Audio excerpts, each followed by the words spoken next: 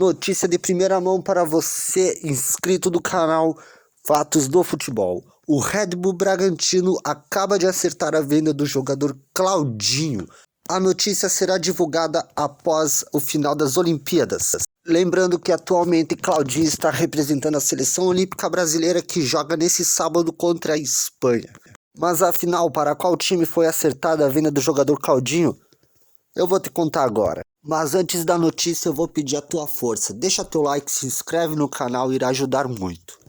Claudinho foi o artilheiro da última edição do Campeonato Brasileiro, com 20 gols na última temporada, sendo 18 deles no Brasileirão e outros 2 no Paulista. No começo do ano, o jogador Claudinho foi sondado por diversos times, como Roma, Ajax, Grêmio, São Paulo. Porém, nenhum desses times encantou o jogador Claudinho.